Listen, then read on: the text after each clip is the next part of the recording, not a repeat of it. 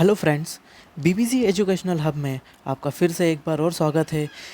हम एक और नया टॉपिक शुरू करने जा रहे हैं जिसका नाम है वायुमंडल की परतें या फिर एटमॉस्फेरिक लेयर। एटमॉस्फेरिक लेयर मतलब हमारे पृथ्वी के चारों ओर मौजूद, है ना, सराउंडेड एक लेयर होती है। जैसा कि हम यहाँ देखेंगे, ये पृथ्वी है, पृथ्वी के चारों ओर क्या होगी, एक लेयर बनी हुई है।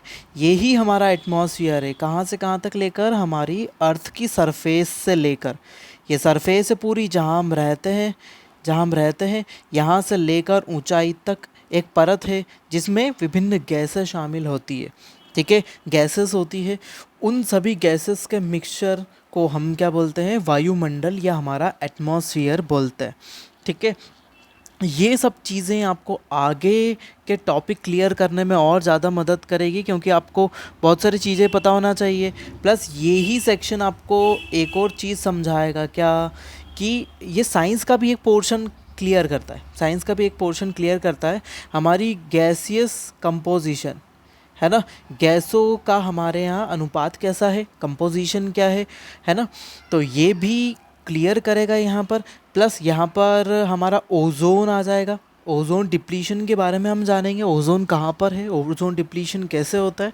ठीक है, और इसके आगे हम थोड़ी और चीज़ें जानेंगे। उसमें हम गैसेस की बात करेंगे, कौन कौन सी गैसेस हमारे एटमॉस्फेयर में हैं, और अदर चीज़ें। फिर हम आगे बढ़ेंगे दूसरे टॉपिक की तरफ। ठीक है, आगे बढ़ते चलेंगे और सब चीज़ों को देखते चलेंगे। ठीक है, तो हम शुरू करते हैं हमारा लेक्चर। ठीक है, सबसे पहले हम एटमॉस्फियर को देखते हैं। हमारा जो एटमॉस्फियर है वो कितने लेयर्स में डिवाइडेड है, कितने लेयर्स में डिवाइडेड है, ये लेयर का डिवाइडेशन क्यों किया गया है।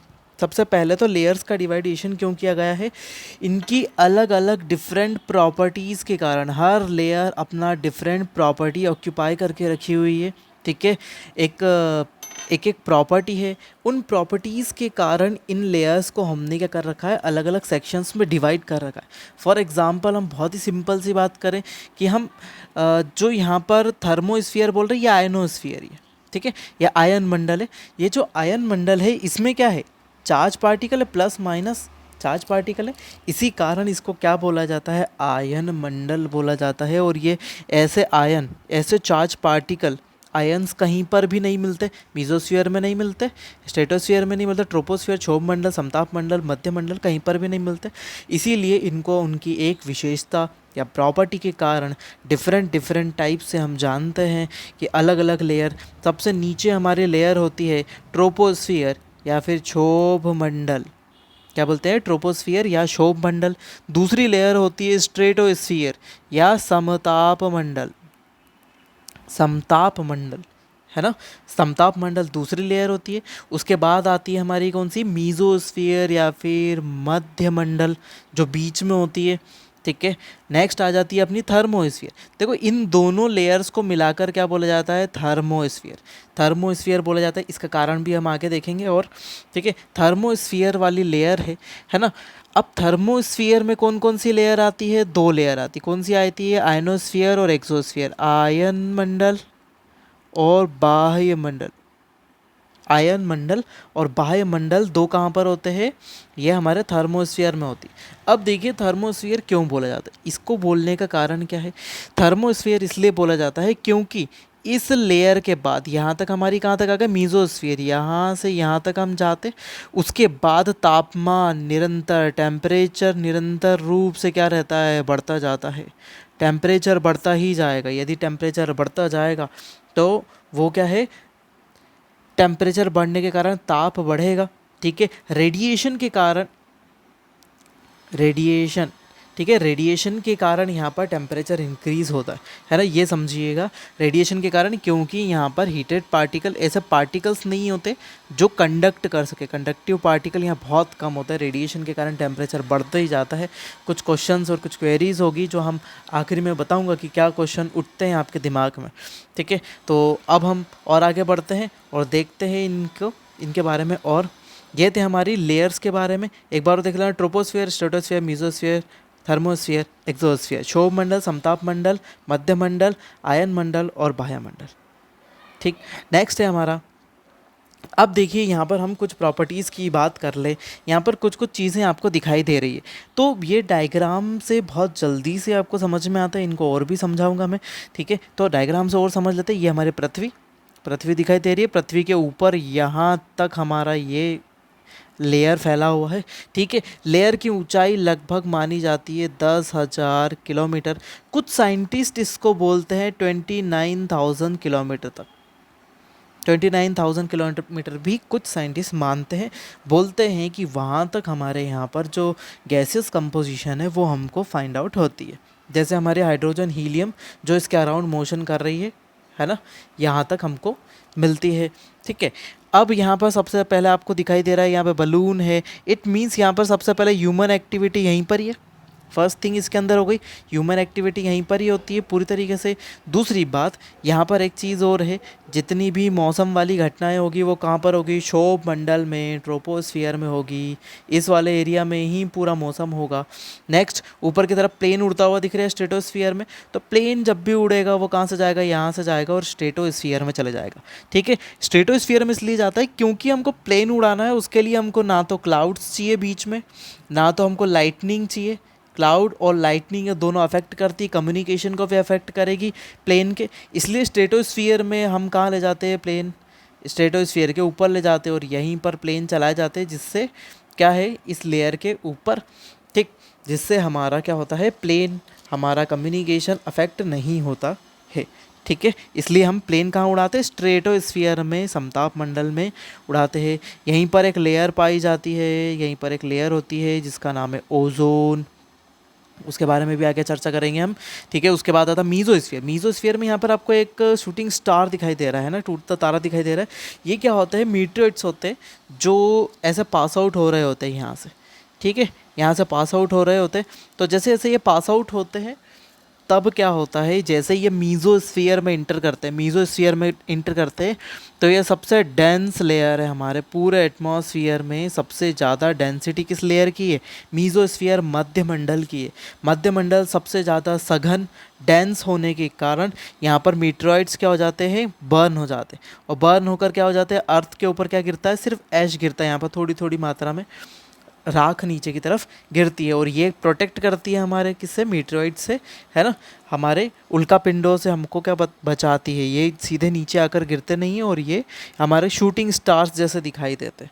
ठीक है, नेक्स्ट आ जाते हैं अपन किस में, आयन मंडल या थर्मोस्फियर। देखिए यहाँ पर थर्मोस्फियर है, इसके अंदर दो लेयर डिवाइड हो जाएगी, एक आयनोस्फीयर हो जाएगी और एक एक्सोस्फीयर हो जाएगी। आयनोस्फीयर में क्या होता है, आयन्स होते हैं और वहाँ पर अरोरा दिखाई देता है। अरोरा हम आके देखेंगे, यहीं से वो लेयर शुरू हो जाती है, यहीं से वो लेयर शुरू हो जाती है जहाँ हम सैटेलाइट प्लेस करते हैं। यहाँ से लेकर यहाँ एक्सोस्फीयर में भी हम सैटेलाइट प्लेस करते हैं। ठीक है हमारे तो और भी हम कंपोजिशन के बारे में थोड़ी बात करेंगे, जानकारी लेंगे। उसके पहले हम और थोड़ी चीज़ों के बारे में जानते हैं जो हमारे एटमॉस्फेयर से संबंधित है। सबसे पहले हम गैसियस कंपोजिशन के बारे में जान लेते हैं।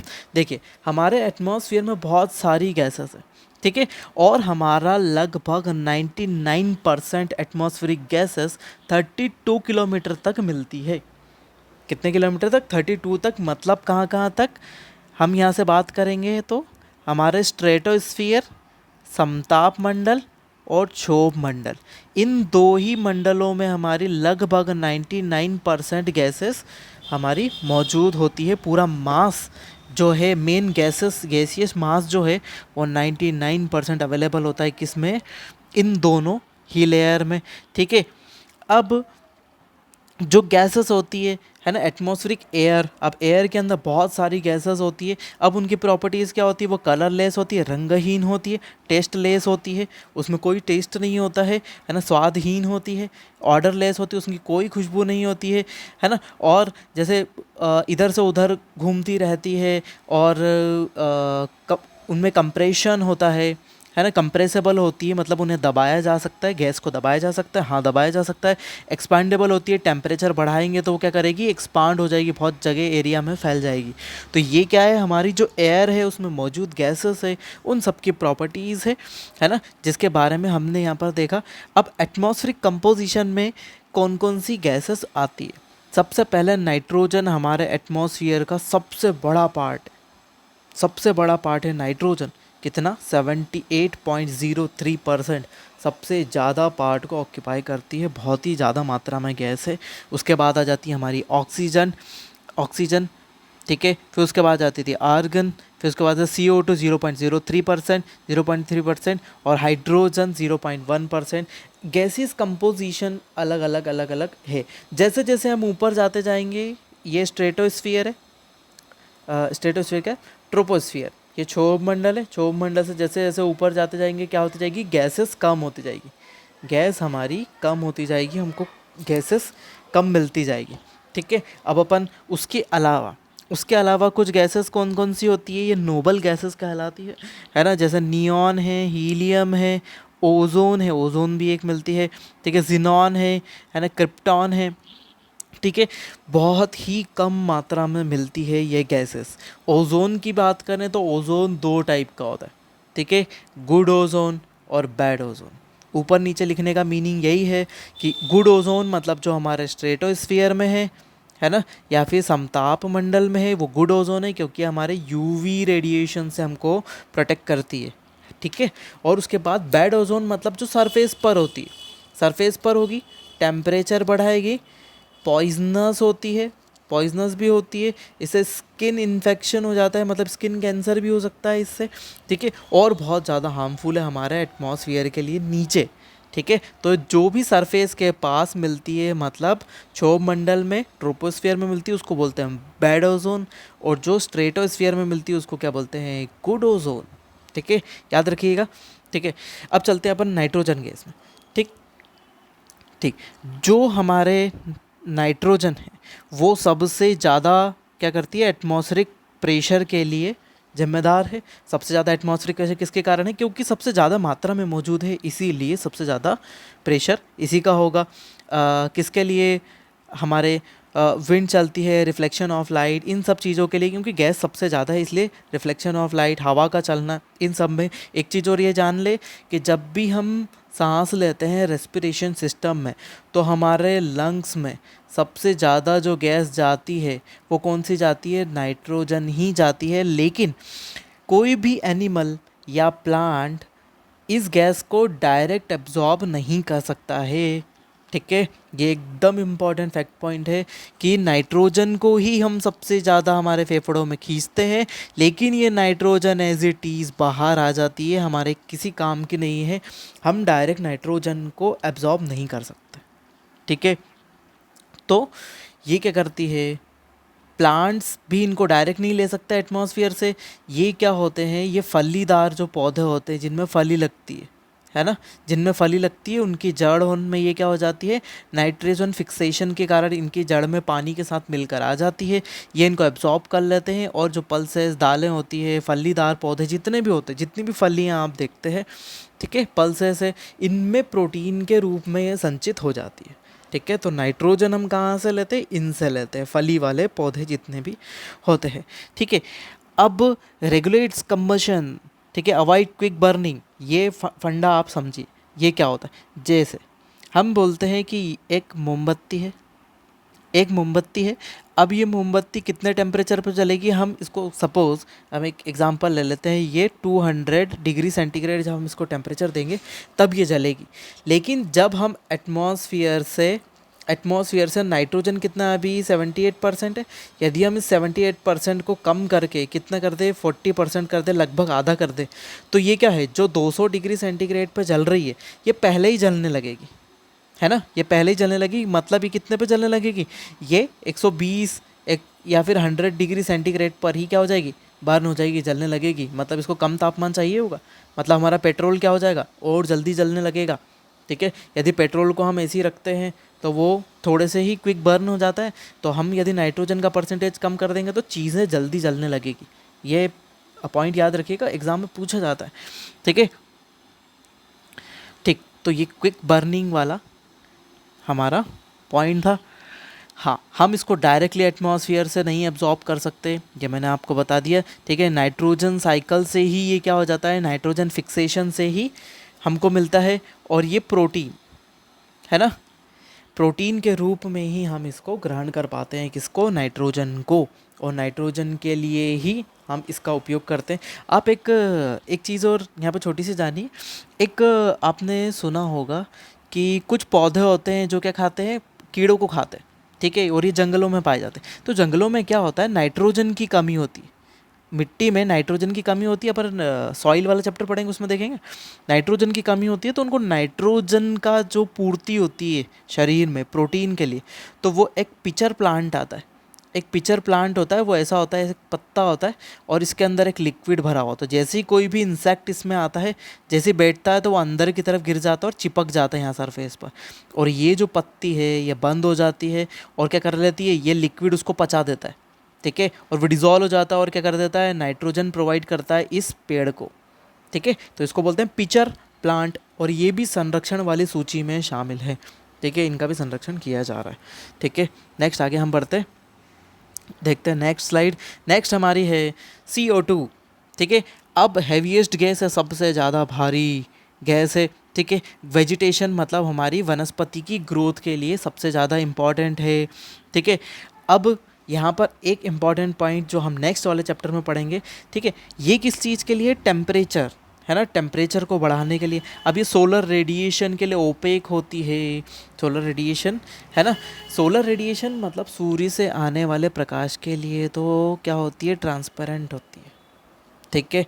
अब क्या होती है, इनसे आने वाला प्रकाश क्या होता है, थोड़ा प्रकाश को तो CO2 एब्जॉर्ब कर ही लेती है, ठीक है, CO2 थोड़ा एब्जॉर्ब कर लेती है, लेकिन यहाँ से टकराकर वापस जाने वाला प्रकाश जिसको हम टेरेस्ट्रियल रेडिएशन बोलते हैं या फिर पार्थिव किरणें बोलते हैं, उन पार्थिव किरणों के लिए क्या हो जाती है, ये एकदम ओपेक होती है, मतलब ये क्या कर लेती है, उनको पूरी तरीके से रिस्ट्रिक्ट कर देती है, रोक देती है, और क्या कर लेती है, एब्जॉर्ब कर लेती है, ये इनसे निकलने वाले रेडिएशन को एब्जॉर्ब कर लेती है और टेम्परेचर को इंक्रीज़ करती है, ताप को बढ़ाती है, तापमान को क्या कर देती है, बढ़ा देती है ना। इसीलिए क्या हो जाती है, अर्थ का ब्लैंकेट भी बोला जाता है इसको, कि अर्थ के आसपास है तो ये क्या करती है, पृथ्वी को गर्म भी रखती है, लेकिन एक लिमिट तक।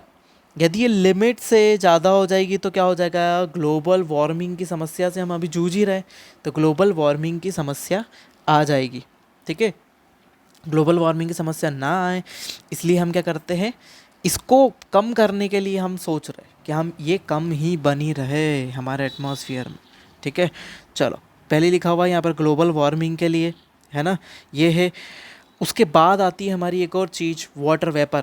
वाटर वेपर मतलब क्या है, वाटर का गैसियस फॉर्म, वाटर का गैसियस फॉर्म, ये भी एक गैस ही है, ठीक है।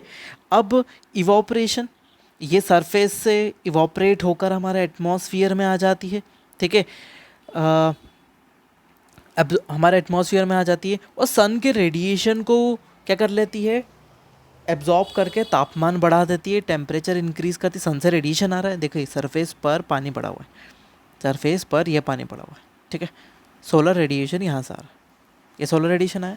अब सोलर रेडिएशन से ये पानी गर्म हुआ, जैसे ये पानी गर्म होगा तो क्या हो जाएगा, ये मॉलिक्यूल जो ऊपर वाली सरफेस वाले हैं ये तापमान को करेंगे, ग्रहण करेंगे और क्या हो जाएंगे, एनर्जाइज हो जाएंगे, ऊर्जा प्राप्त करेंगे और वातावरण में आ जाएंगे। और यही क्या हुआ, यही हमारी क्या हुई, वाटर वेपर या फिर आर्द्रता, यही क्या हो जाएगी हमारे एटमॉस्फेयर में।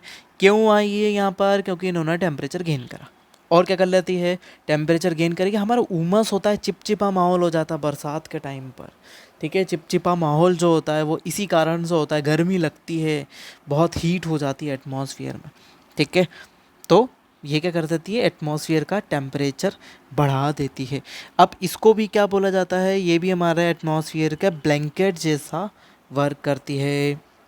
ब्लैंकेट जैसा मतलब ये अर्थ के ऊपर जब वाटर वेपर होगी तो वाटर वेपर क्या करेगी, वार्म्ड एटमॉस्फेयर, गर्म वायुमंडल बना के रखेगी, है ना। ये है हमारा पूरा वायुमंडल, एटमॉस्फेयर, और उसके अंदर ये एटमॉस्फेयर भी हेवी पार्टिकल्स होते हैं, ठीक है, हेवी पार्टिकल होंगे, वाटर पार्टिकल है, ठीक है, इसीलिए क्या होंगे, सरफेस के ज़्यादा नज़दीक पाए जाएंगे।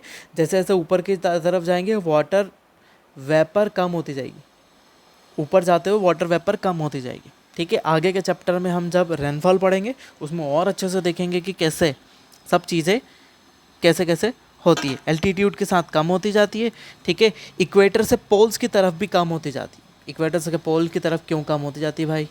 देखो, ये इक्वेटर, ये पोल। अब इक्वेटर से पोल की तरफ क्यों कम हो रही है?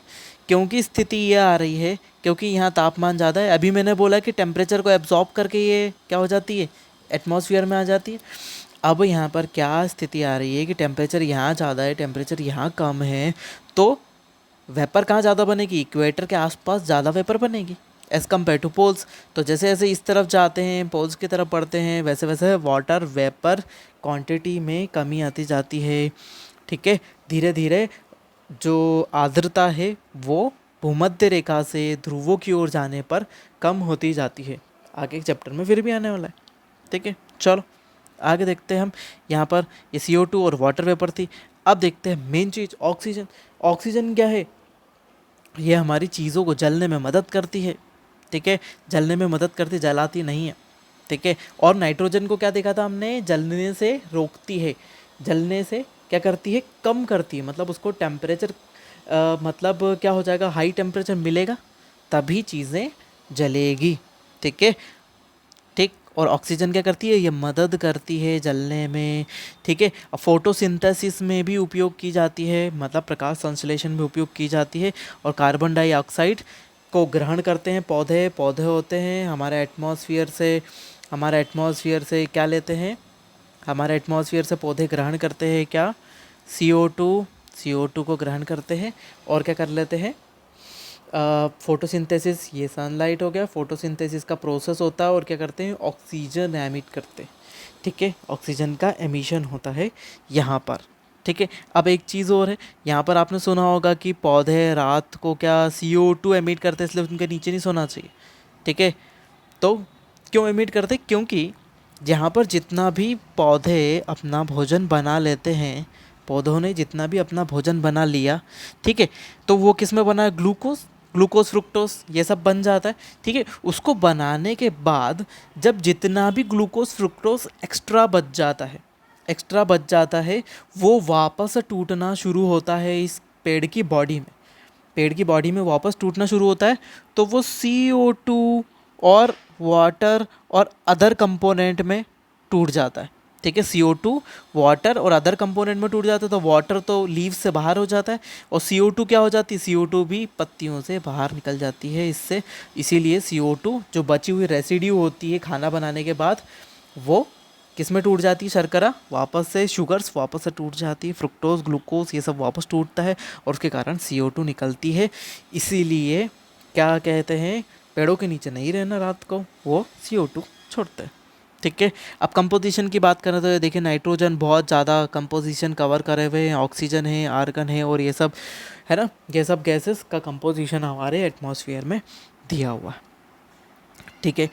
अब आगे चलते हैं, अपन एटमॉस्फेरिक स्ट्रक्चर की बात करते हैं। अब एटमॉस्फेयर के स्ट्रक्चर में आप यहाँ बाजू में देखते चलेंगे, ये हमारी पृथ्वी, ठीक है। उसके बाद आता है हमारा क्या? ट्रोपोस्फियर। पृथ्वी से जस्ट लगा हुआ हमारा क्या है? ट्रोपोस्फियर। देखिए अब क्या होता है, ये ट्रोपोस्फियर है, स्ट्रेटोस्फियर है, मीजोस्फियर है। अब यहाँ से क्या होता है? यहाँ पर एक डिवाइडेशन लाइन आ जाती है, यहाँ पर एक डिवाइडेशन लाइन आ जाती है, जिसको क्या बोलते हैं? नीचे वाले एरिया को बोलते हैं होमोस्फियर, ऊपर वाले एरिया को बोलते हैं हीट्रोस्फियर।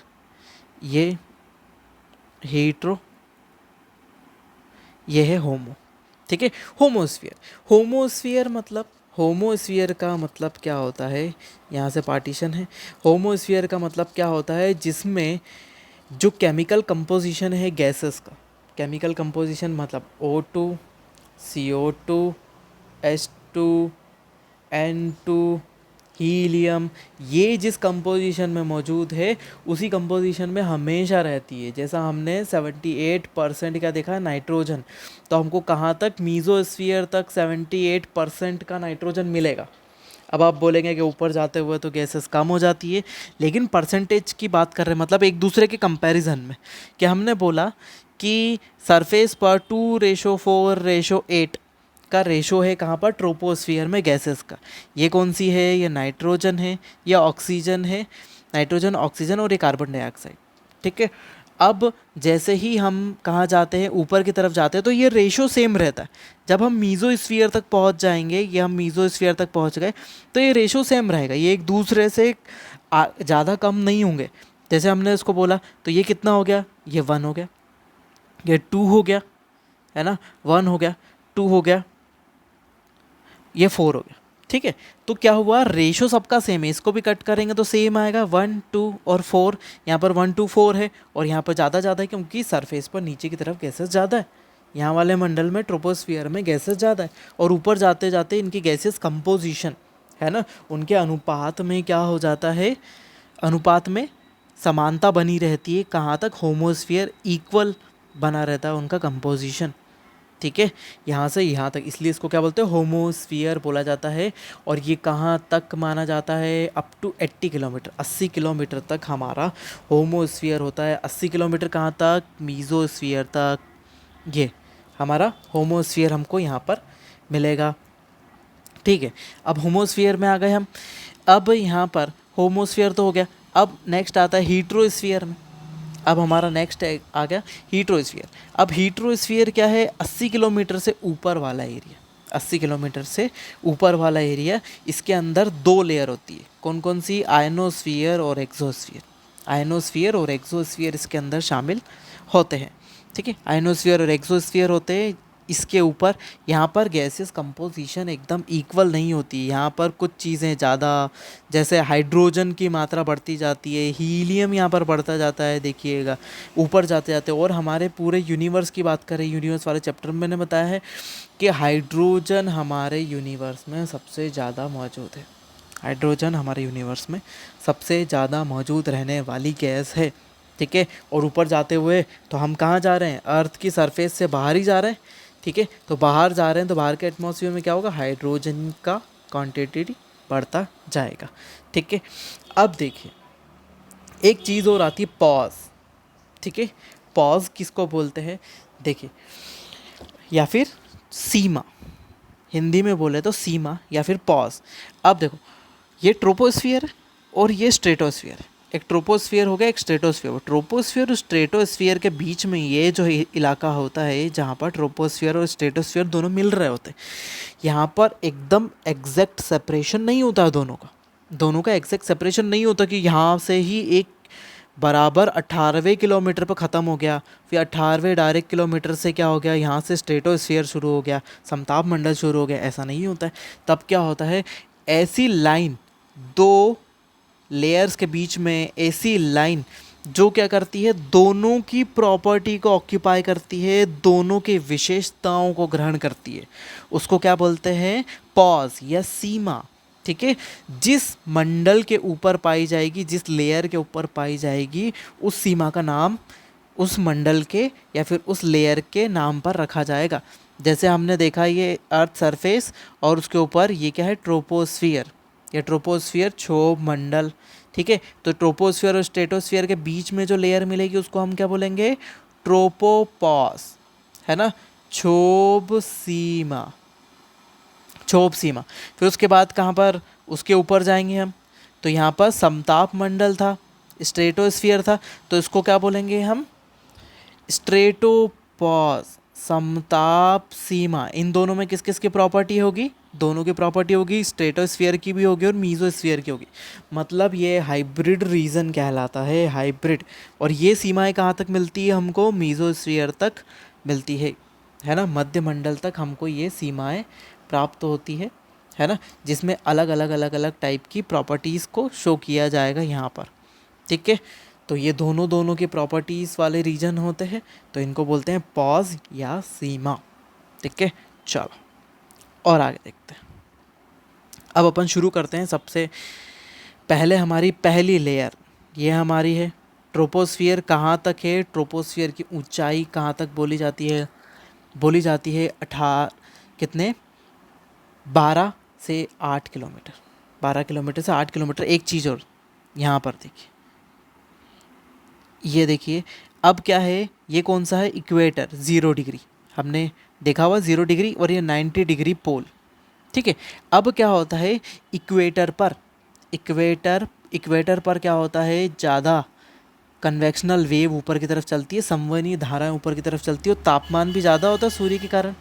इसीलिए क्या हो जाता है, ये कन्वेक्शनल वेव, ये जो तरंगे यहाँ से चलती है, ये ज़्यादा ऊंचाई तक जाती है, ये ज़्यादा ऊंचाई तक जाती है। इसीलिए हाइट कहाँ पर ज़्यादा होती है ट्रोपोस्फियर की, क्षोभ मंडल की भूमध्य रेखा पर ऊंचाई ज़्यादा होती है और यहाँ पर टेम्परेचर कम होता है, इसलिए हमारी कन्वेक्शनल वेव नहीं चलती है।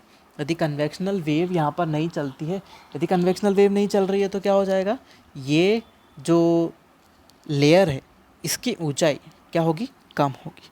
तो मतलब क्या हो जाएगा, हमको ये ऐसी मिलेगी। तो ऐसा पूछा जाता है कि क्षोभ मंडल की ऊंचाई, क्षोभ मंडल की ऊंचाई कहाँ पर ज़्यादा मिलती है, तो हम बोलेंगे इक्वेटर पर ज़्यादा मिलती है, भूमध्य रेखा पर ज़्यादा मिलती है, और ध्रुवों पर इसकी ऊंचाई कम मिलती है।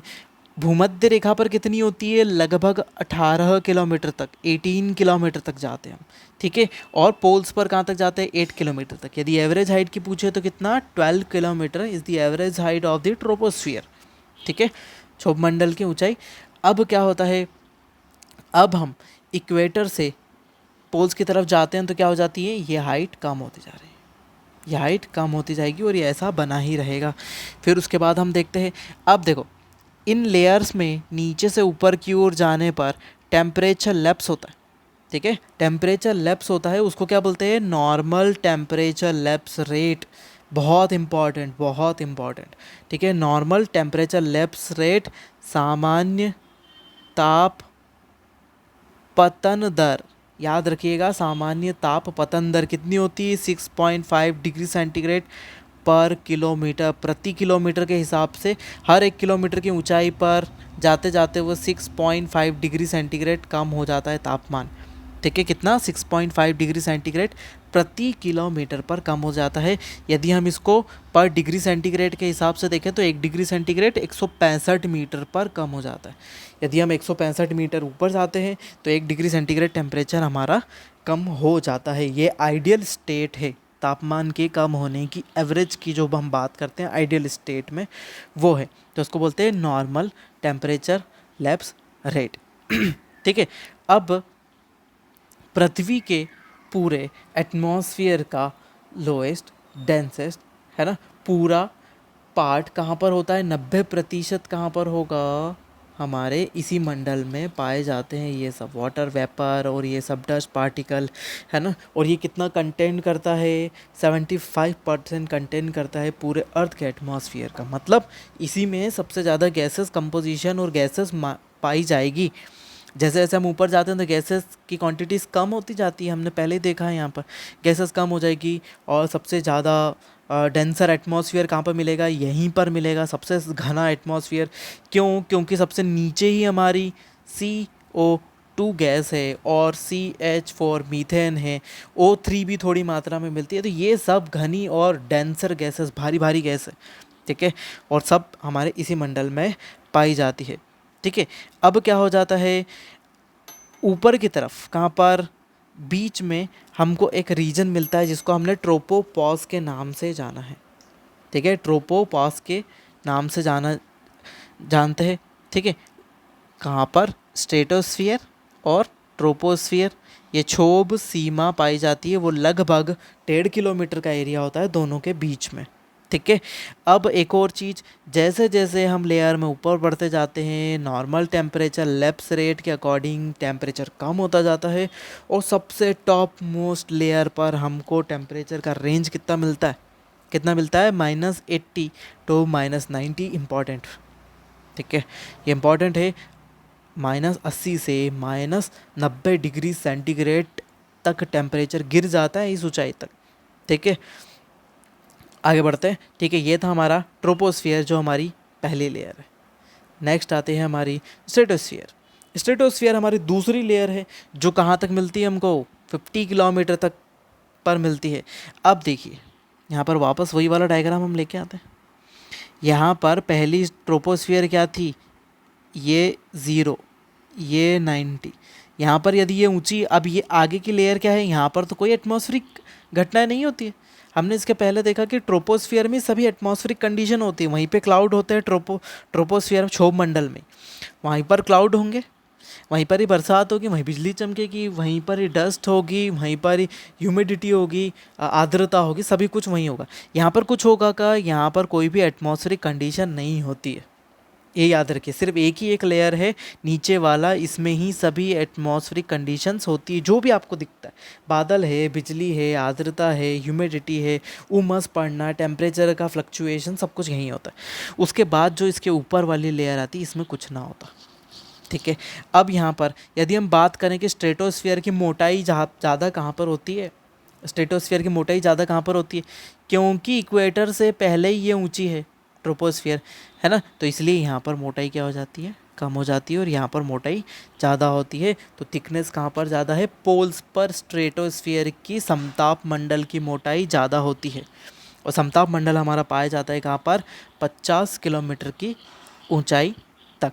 ठीक है, अब नॉर्मल टेम्परेचर लैप्स रेट की बात करें तो टेम्परेचर वापस लैप्स होता हुआ, ठीक है, लेकिन जो नॉर्मल टेम्परेचर लैप्स है वो कहाँ पर होता है, सिर्फ ट्रोपोस्फियर में होता है, ये भी याद रखिएगा, गलत और कंफ्यूज ना हो। नॉर्मल टेम्परेचर लैप्स रेट सिर्फ ट्रोपोस्फियर में मिलेगा, यहाँ पर नॉर्मल टेम्परेचर लैप्स रेट वाला फंडा गलत हो जाता है। ठीक है, यहाँ पर वापस टेम्परेचर बढ़ने लगता है और कितना हो जाता है, 0 डिग्री सेंटीग्रेड तक टेम्परेचर बढ़ जाता है। ठीक है, मतलब क्या हुआ, अभी हम कितने पे थे, ये ट्रोपोस्फियर मानो, ये कितना है, -80 से 90, और यदि हम इसको वापस टेम्परेचर बढ़ाएं तो कितने पे आ गए, 0 तक आ गए।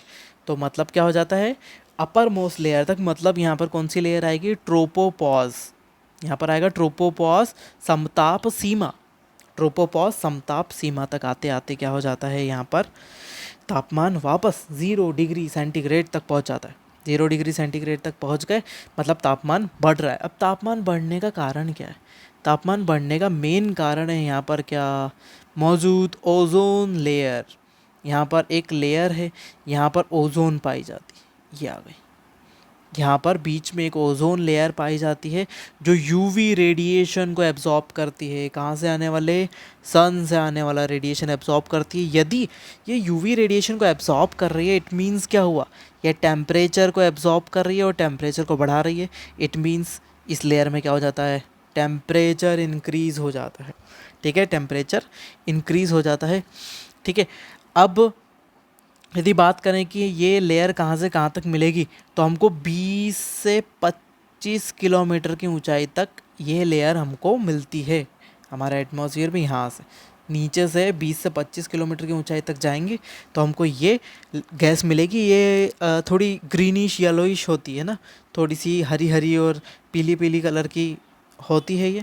ठीक है, अब इस एरिया में कोई भी एटमॉस्फेरिक कंडीशन नहीं होती, यहाँ पर कोई एटमॉस्फेरिक कंडीशन नहीं होती, इसलिए हम स्ट्रेटोस्फीयर में क्या होते हैं, प्लेन उड़ाते हैं।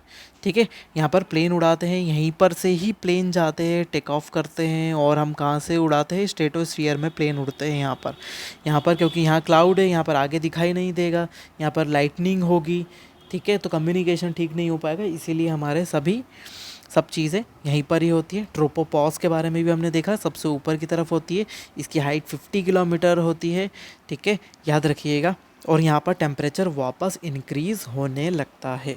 हम ओजोन के बारे में भी देखते हैं कि ओजोन का क्या फंडा है, ओजोन कैसे क्या। ठीक है, अब ओजोन, डिप्लीशन ऑफ ओजोन, अब ओजोन बनती कैसे है पहले ये तो देखें। देखो ओजोन क्या रहता है, ये ऑक्सीजन मौजूद हमारे एटमॉस्फेयर में। ठीक है, ये ऑक्सीजन O2 के रूप में ही मौजूद होगी हमेशा, ये फ्री रेडिकल नहीं होती, एक मुक्त कण के रूप में नहीं होती, O2 होती है। अब क्या होता है, सनलाइट होती, सनलाइट इनको क्या कर देती, ब्रेक कर देती। ये क्या हो गए, ये O में कन्वर्ट हो गई, ये 2 O में गया, ये 2 O में गया, ये 2 O में गया। इसके अलावा भी तो और भी O2 है। अब इसी सनलाइट में ये जो O है इससे रिएक्ट करता है, ये O इससे रिएक्ट करता है और क्या बना देता है, थर्ड पार्टिकल O3, और ये बन गई हमारी ओजोन। ठीक है, ये बन गई हमारी क्या, ओजोन। ओजोन तो बन जाती है, यहाँ पर ओजोन बन जाती है और हमारा एटमॉस्फेयर में अच्छी खासी रहती भी, ये टूटती भी। ऐसा नहीं है कि ओजोन क्या होती है, टूटती नहीं है, एक बार बन गई तो बन गई, ऐसा नहीं होता। ये एक हेल्दी रिएक्शन होता है और बनती भी रहती है, टूटती भी रहती है। यदि मैंने बोला कि 50 ओजोन बनी और 50 टूटी, तो ये क्या हुआ, बराबर बराबर है, मतलब एटमॉस्फेयर में हमारी लेयर क्या होगी, एज इट इज़ बनी रहेगी। ठीक है, एज इट इज़ हमारी बनी रहेगी। लेकिन क्या हो जाता है, ओजोन का डिप्लीशन होता है, क्षरण होता है। ओजोन का डिप्लीशन कैसे होता है, क्लोरोफ्लोरोकार्बन CFC से होता है। अब क्लोरोफ्लोरोकार्बन हो गए और भी अदर गैसेस हो गई, ठीक है। तो हम इन्वायरमेंट वाले में और बहुत अच्छे से देखेंगे इसको कि और कौन कौन से पार्टिकल्स होते हैं जो ओजोन को अफेक्ट करते हैं। तो ये सब चीज़ें क्या होती है, ओजोन का अफेक्ट करती है। अब वो अफेक्ट कैसे करती है, अब ये हमारा O3 बना हुआ है, ठीक है। अब CFC आते हैं और इनसे रिएक्ट करते हैं। CFC क्या करते हैं, इनसे रिएक्ट करते हैं तो क्या कर देते हैं, फ्री रेडिकल बना देते हैं। इनको क्या तोड़ के कर देते हैं, फ्री रेडिकल बनाते हैं और क्लोरीन इनके साथ चले जाता है, ठीक है। क्लोरीन ClO बना लेता है और अदर पार्टिकल्स बन जाते हैं। तो यदि ये दो फ्री बचे तो ये क्या बना लेंगे, ये तो O2 बना लेंगे। ये क्लोरीन इसके साथ रिएक्ट कर गया और जो भी पार्टिकल यहाँ पर बना, अब O2 क्या एब्जॉर्ब कर सकती है UV रेडिएशन को, नहीं। क्या ये क्लोरीन के साथ ऑक्सीजन ये एब्जॉर्ब कर सकता है कि नहीं एब्जॉर्ब कर सकता है। तो ये UV रेडिएशन हमारी सरफेस पर आ जाती है और सरफेस पर क्या कर देती है, सरफेस पर अफेक्ट करती है। स्किन कैंसर इससे हो सकता है, स्किन कैंसर हो सकता है, अदर डिजीज़ हो सकती है, इन्फेक्शन हो सकता है स्किन में। मतलब ये परमानेंट भी हो सकता है, मतलब ये आपके जीन्स को चेंज कर देता है। स्किन इन्फेक्शन बहुत ही ज़्यादा हार्मफुल होता है और आपकी पीढ़ी दर पीढ़ी ये शामिल हो सकता है। इसके कारण क्या हुआ, हमारे अंटार्कटिक सर्कल पर होल हो गया, ठीक है। अंटार्कटिक सर्कल पर होल हो गया और कौन कौन सी कंट्रीज़ रिस्क में आ गई, New Zealand, Australia, South Africa, Chile, Argentina, ये सब रिस्क में आ गए। क्यों, क्योंकि ऊपर से ओजोन में होल हो चुका था और होल हो जाने के कारण क्या चीज़ हो गई, यदि वो होल हो गया तो क्या हो गया, ये रेडिएशन नीचे आएगा और हमें अफेक्ट करेगा, ठीक है। तो जब हम स्पेस में रॉकेट भी छोड़ते हैं तो उसके कारण भी बहुत सारा क्लोरीन बाहर निकलता है, ठीक है। और जो ऑक्सीजन के साथ रिएक्ट कर लेता है और क्या कर लेता है, डिप्लीशन का कारण बनता है हमारे, किसके कारण, और भी है, AC है, स्प्रे कैंस हो गए, प्लास्टिक मटेरियल्स हो गए, इनको जलाने से क्लीनिंग फ्लूइड्स होते हैं, उनको इंडस्ट्रीज से बहुत सारा निकलता है। ये सभी चीज़ें क्या करती है, हमारे ओजोन लेयर को अफेक्ट करती है, बहुत ज़्यादा मात्रा में अफेक्ट करती है। ओजोन हमारे लिए बहुत ज़्यादा इम्पॉर्टेंट है। इसके लिए बहुत सारे अंतर्राष्ट्रीय संस्थाएं और भारत भी इसके लिए काम कर रहा है, ठीक है। चलिए और आगे देखते हैं। नेक्स्ट लेयर आ जाती है हमारी मीजोस्फीयर, मध्यमंडल। मध्यमंडल कितनी ऊंचाई तक है, 80 किलोमीटर की ऊंचाई तक है। अब हमने नॉर्मल टेम्परेचर लेफ्ट साइड तो देखी, वो यहाँ काम नहीं आएगी। यहाँ पर वापस ये डायग्राम चलाते हैं। एक लेयर ऐसी मिल गई हमको, एक लेयर ऐसी मिल गई, ये कहाँ तक थी, 50 तक, और ये हम पहुँच गए 80 तक। वापस टेम्परेचर क्या हुआ था, यहाँ पर टेम्परेचर -80-90 हुआ था, यहाँ पर टेम्परेचर 0 डिग्री पे हो गया था। वापस टेम्परेचर कम होने लगता है और -110 डिग्री सेंटीग्रेड तक पहुँच जाता है। कहाँ तक पहुँच जाता है, -110 डिग्री सेंटीग्रेड तक टेम्परेचर पहुँच जाता है 80 किलोमीटर की ऊंचाई तक। यह 80 किलोमीटर तक इतना टेम्परेचर बढ़ जाता है, ठीक है। अब क्या हो जाता है, यहीं पर आने वाले मीटरॉइड्स जो होते हैं वो क्या हो जाते हैं, बर्न हो जाते हैं। मीटरॉइड्स क्या हो जाते हैं, बर्न हो जाते हैं। क्यों, क्योंकि जैसे जैसे टेम्परेचर एटमॉस्फेयर में कम होता जाएगा, ये देखिए ये तीनों लेयर हो गई। एटमॉस्फेयर में टेम्परेचर कितना है यहाँ पर, -110 डिग्री सेंटीग्रेड है ना, माइनस में। अब यदि टेम्परेचर कम तो एटमॉस्फेयर कैसा, डेंसिटी क्या हो जाती है, एटमॉस्फेयर की बढ़ जाती है। यदि एटमॉस्फेयर की डेंसिटी बढ़ गई तो इसमें से कोई भी पार्टिकल पास आउट होता है तो क्या होता है, हाई फ्रिक्शन के कारण बहुत तेज़ी से पार्टिकल नीचे गिरेंगे। पृथ्वी के गुरुत्वाकर्षण के कारण ग्रेविटेशनल फोर्स इसको खींचेगा, तो क्या करेगा, ये पार्टिकल इसमें फ्रिक्शन फील करते हैं और क्या हो जाते हैं, बर्न हो जाते हैं। बर्न होकर एक शूटिंग स्टार जैसे दिखाई देते हैं, जैसे एक तारा हमारे वायुमंडल से गुजरा हो। जैसे ये पृथ्वी है और ये मीजोस्फीयर है, यहाँ पर ये बाह्यमंडल है। यहाँ से जैसे ही कोई मीटर्स गुजरता है, ठीक है, एस्ट्रॉइड मीटर्स गुजरते हैं तो क्या हो जाते हैं, इसको बर्न कर देते हैं, हमारे एटमॉस्फेयर में अंदर नहीं आने देते और हमको एक ऐसी लाइन दिखाई देती है और हमको लगता है तारा टूट के गया, ठीक है। उनको शूटिंग स्टार्स भी बोलते हैं। मीटरॉइड्स यहाँ पर क्या हो जाते हैं, बर्न हो जाते हैं, है ना, उनको टूटते तारे भी बोला जाता है कभी कभी।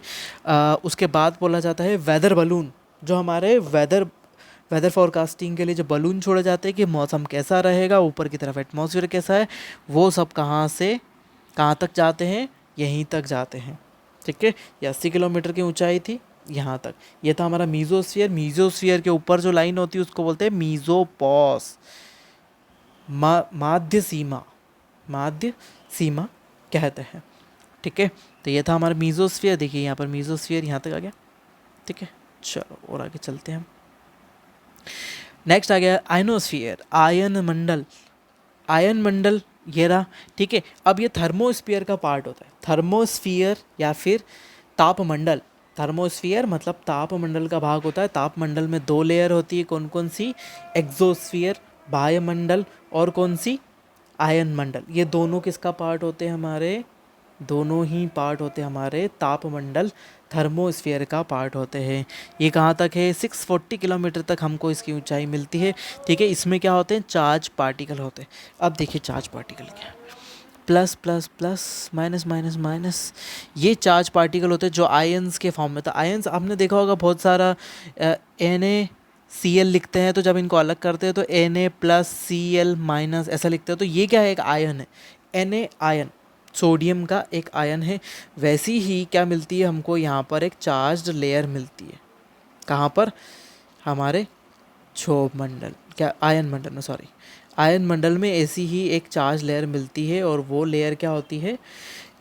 चार्ज से भरपूर होती है। अब ये जो चार्ज पार्टिकल है ये क्या कर देते हैं? हमारे रेडियो वेव्स जो होती है, हम यहाँ से जो रेडियो सिग्नल ट्रांसमिट करते हैं, हम जो यहाँ से रेडियो सिग्नल ट्रांसमिट करते हैं, मतलब जो भी रेडियो मिर्ची चलता है, जैसे ही वो इस सिग्नल को जाते हैं, इस लेयर तक पहुँचते हैं, ये सिग्नल वापस रिफ्लेक्ट बैक हो जाते हैं। ये आयोनाइज्ड रेडिएशन होता है, ध्यान रखिएगा। ये आयोनाइज्ड रेडिएशन होता है। कौन सा? रेडियो सिग्नल, ध्यान रखना। आयोनाइज सिग्नल होता है, इसलिए इन आयन होन से रिफ्लेक्ट बैक हो जाता है। और जो हमारा मोबाइल सिग्नल होता है, मोबाइल में जो सिग्नल होता है वो नॉन आयोनाइज्ड रेडिएशन होता है। यदि आपने जियो का लंबा सा खंबा जो लगा हुआ है उसको ध्यान से देखा है, पढ़ा है, समझा है, तो उसके ऊपर एक येलो कलर का साइन बना हुआ रहता है, ऐसा येलो कलर का ऐसा साइन बना हुआ है। तो आप जब उस साइन को जाके देखेंगे, वाईफाई वाला साइन येलो कलर में, तो वो चीज़ किसको शो करता है? आयोनाइज्ड, नॉन आयोनाइज्ड रेडिएशन को शो करता है। ठीक है, ऐसा ऐसा कुछ सिग्नल बना हुआ रहता है। ठीक है, तो उसको याद रखें, नॉन आयोनाइज्ड रेडिएशन का सिग्नल है वो। ठीक है, तो वो हमारे एटमॉस्फेयर को अफेक्ट क्या कर, एटमॉस्फेयर में जो हमारी रेडियो वेव्स जो होती है, वो रेडियो वेव्स वापस लौट कर के आ जाती है, हमारे एटमॉस्फेयर में आ जाती है इन्हीं आयन से टकरा कर। और हमारी जो कम्युनिकेशन मोबाइल सिग्नल होते हैं, mobile signal non ionised radiation होते हैं, इसलिए वो क्या हो जाते हैं? इस एटमॉस्फेयर को पार करके बाहर निकल जाते हैं, है ना, आयनोस्फीयर से रिफ्लेक्ट बैक नहीं होते। ठीक है, तो आगे देखते हैं। अब क्या होता है? यहाँ पर एक टर्म आती है अरोरा। ठीक है, ठीक है, हाँ एक चीज़ और, अरोरा समझने के पहले एक और, ये जोन ऑफ सैटेलाइट्स होता है। मतलब यहीं पर हमारे क्या होंगे? सैटेलाइट छोड़ना शुरू होते हैं आयन मंडल में 450 किलोमीटर के बाद, है ना। यहाँ पर लगभग 400 किलोमीटर पर भी कुछ छोड़े जाते हैं, लेकिन वो बहुत ही छोटे सैटेलाइट होते हैं। तो लगभग हम 450 किलोमीटर की बात करते हैं। 450 किलोमीटर के आसपास से हम 500, ठीक है, और ये सभी रेंज है। यहाँ पर कुछ छोटे सैटेलाइट छोड़े जाते हैं, लेकिन ये कम ड्यूरेशन के लिए होते हैं। जो हमारे एटमॉस्फेयर में सिर्फ स्कैनिंग सैटेलाइट होते हैं, स्कैनिंग सैटेलाइट होते हैं, साइंस टेक में देखेंगे, स्कैन करते हैं जो हमारी सरफेस को, वो सैटेलाइट हमारे इस रेंज में ही छोड़े जाते हैं, जो लगभग कितने 1000 किलोमीटर तक होते हैं। 1000 से 1200 किलोमीटर तक की इनकी रेंज होती है। ये स्कैनिंग सैटेलाइट होते हैं जो हमारी अर्थ को स्कैन करते हैं, इलिप्टिकल ऑर्बिट में घूमते हैं। ठीक है, इनसे कम्युनिकेशन नहीं होता, ये हमारे संचार उपग्रह नहीं होते, ये हमारे क्या होते हैं? सुदूर संवेदी उपग्रह होते हैं, जो क्या करते हैं? सिर्फ स्कैन करते हैं हमारी सरफेस को, और यहीं से हमारे सैटेलाइट लॉन्च करना शुरू होते हैं, इसी रेंज से। अब आते हैं अरोरा में। अब अरोरा क्या होती है? ठीक है, अरोरा क्या होती है? अरोरा देखिए, ये एक शाइनिंग लाइट होती है जो हमारे एटमॉस्फेयर में पोल्स पर दिखाई देती है। देखिए अलग अलग अलग अलग टाइप की है, नॉर्थ पोल और साउथ पोल के बहुत ही मनोरम दृश्य है, बहुत ही अच्छे। इनके लिए टूरिज्म भी होता है, इन्हें देखने लोग जाते हैं। अब क्या होता है, किस कारण से होते हैं? देखिए यहाँ पर एक लाइंस दिखाई दे रही है, यहाँ पर पैटर्न दिखाई दे रहे हैं, और बाकी सब चीज़ें। अब मैंने एक चीज़ की बात करी थी आपसे पहले, सन। ठीक है, ये सन, सन से जब रेडिएशन निकलता है, तो हमने पहले सोलर फ्लेयर्स की बात करी है, सौर तरंगे जब क्या होती है, सौर आंधी का रूप धर के पृथ्वी की तरफ आती है, ये पृथ्वी की तरफ आती है, तो पृथ्वी के पास भी मैग्नेटिक फील्ड है, ये पृथ्वी का मैग्नेटिक फील्ड है। तो क्या करता है, ये जो सौर आंधी सोलर स्ट्रॉम पृथ्वी के पास आता है, तो ये भी चार्ज पार्टिकल है, अल्फ़ा बीटा और गामा पार्टिकल, इनके बारे में बात कर दिए। ये +2 चार्ज होते हैं अल्फ़ा, ये -1 चार्ज होते हैं बीटा, ठीक है, और ये 0 न्यूट्रल होता है। तो ये पार्टिकल जब इसके पास पहुंचते हैं तो क्या होता है, अर्थ की मैग्नेटिक फील्ड उनको इंटर नहीं करने देती है, अर्थ की मैग्नेटिक फील्ड उनको रोक लेती है, और ये पार्टिकल इस मैग्नेटिक फील्ड से टकराकर कहाँ चले जाते हैं, पोल्स की तरफ। ये कहाँ चले जाते हैं, पोल्स की तरफ चले जाते हैं, क्योंकि पोल्स में ही ये रीजन है जहाँ पर वो इंटर कर सकते हैं, ठीक है। तो ये पार्टिकल कहाँ चले जाते हैं, पोल्स की तरफ चले जाते हैं, और पोल्स पे जैसे ही अंदर की तरफ आते हैं तो अर्थ के एटमॉस्फेयर में एक लेयर है आयन मंडल, ये वो लेयर है, और जाकर क्या होते हैं, ये फिर भी अंदर नहीं आ पाते और आयन मंडल के ऊपर टकराते हैं। तो आयन मंडल क्या है, ये भी positive positive negative negative positive negative positive, ये भी चार्ज पार्टिकल का लेयर है। तो जब दो प्रकार के चार्ज पार्टिकल आपस में टकराते हैं तो क्या होता है, एक चमकदार ग्लोइंग इफेक्ट प्रोड्यूस होता है, जो हरा नीला पीला नीला पीला इस कलर का होता है ना।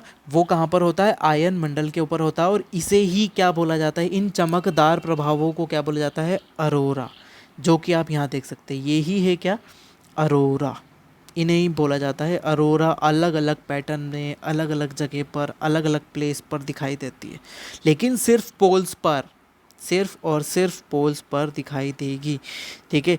अब जो क्या होता है, अरोरा बोरियोलिस, मतलब जो कहाँ पर दिखाई देगी, नॉर्थ लाइट, उत्तरी ध्रुव पर जो दिखाई देती है आर्कटिक सर्कल पर, उसको क्या बोलते हैं हम, अरोरा बोरियोलिस, क्या बोलते हैं, अरोरा बोरियोलिस। और जो कहाँ पर दिखाई देती है, साउथ में दिखाई देती है, साउथ पोल पर अरोरा ऑस्ट्रियोलिस, दोनों ही इम्पॉर्टेंट है। अरोरा बोरियोलिस ऊपर की तरफ नॉर्थ पोल पर, अरोरा ऑस्ट्रियोलिस, ऑस्ट्रेलिया नीचे है, ऐसा याद रखें, ऑस्ट्रेलिया नीचे है इसलिए अरोरा ऑस्ट्रियोलिस, नीचे साउथ पोल पर अंटार्कटिक सर्कल पर इसे देखा जाता है, ठीक है।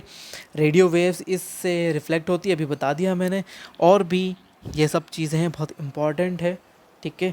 ये लेयर भी हमारे लिए इम्पॉर्टेंट है, कम्युनिकेशन वाइज इम्पॉर्टेंट है, हमारा रेडियो कम्युनिकेशन यहाँ से होता है।